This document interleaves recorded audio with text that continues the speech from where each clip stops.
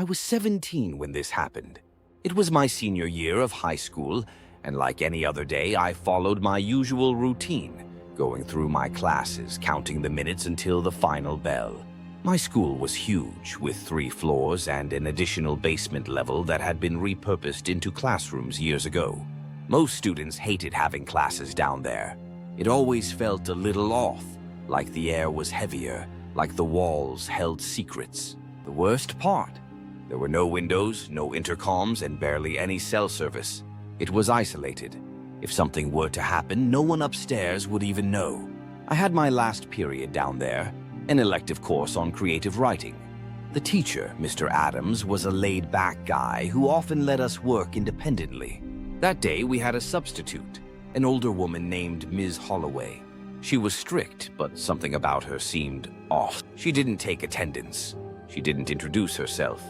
She just stood at the front, staring at us with a blank expression before finally instructing us to write a horror story.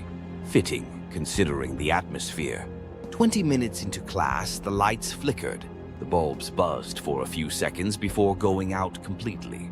The emergency lights outside the room glowed a dim red, casting eerie shadows across the desks. A few students groaned, assuming it was just another power outage. Our school was old. Stuff like this happened sometimes. But then a sound echoed through the hallway.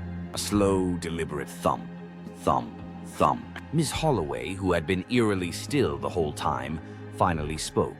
"Stay in your seats," she whispered. A few students exchanged nervous glances, but we all obeyed. Then the doorknob rattled. The classroom door was locked, which was strange because none of us remembered Miss Holloway locking it. Whoever was outside began pounding on the door harder and harder until the entire door shook. Then silence. Miss Holloway turned to us, her face unnaturally calm.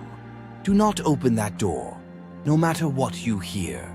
A few students whispered among themselves, nervous chuckles escaping as they tried to brush it off. But I wasn't laughing. Something about the way she spoke, the certainty in her voice, told me this wasn't a drill. Minutes passed, stretching on like hours. Then the pounding returned, but this time it wasn't just on our door. It was coming from multiple doors, echoing through the hallway like a chorus of fists slamming against wood. I felt my stomach twist. "Miss Holloway, what's going on?" a girl named Rachel finally asked. The substitute slowly turned toward her. "There is something in this school," she said, "and it knows we're here." The emergency lights flickered, casting the room in alternating darkness and red. My pulse pounded in my ears as the noises in the hallway continued. Banging, scratching, an occasional thud as if something heavy was being dragged across the floor. Then a voice, a sickly sweet, sing-song voice calling from the other side of the door. "Come out. I know you're in there." Whoever, or whatever it was, they dragged out each word like they were savoring them. A few students gasped, others clamped their hands over their mouths. The voice continued. "I can hear you breathing." I saw one of my classmates, a guy named Lucas, inch toward the door, his curiosity getting the best of him. Before I could stop him, he reached for the knob. Miss Holloway moved faster than I thought possible, grabbing his wrist with an iron grip. "Do not open that door," she hissed, her voice a mix of fear and fury. Lucas pulled away, muttering something under his breath, but he sat back down.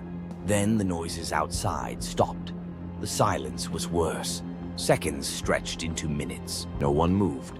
Then, click. The doorknob turned on its own. Locked. Whoever was outside twisted it harder.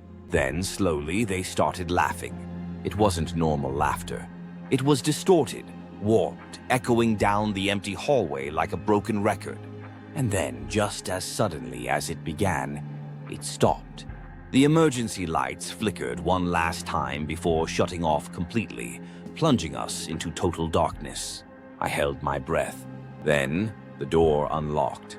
A low creak filled the room as it slowly pushed open, revealing nothing but pitch blackness beyond the threshold. Ms. Holloway stepped forward, blocking the entrance. "Do not move," she whispered. For a long moment, nothing happened. Then the hallway light suddenly blinked back on. The door was closed again, locked tight, and Ms. Holloway was gone. We sat there, paralyzed, until a loud buzz echoed through the school. The power was back. A few seconds later, the intercom crackled to life. "Attention, GNR students and staff. We apologize for the unexpected drill. Please resume your normal schedule." Drill? I looked around at my classmates. No one moved.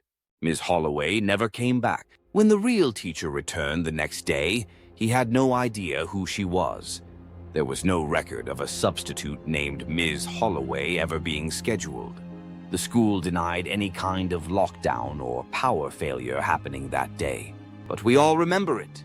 And sometimes when I walk past that basement hallway, I swear I can still hear the laughter.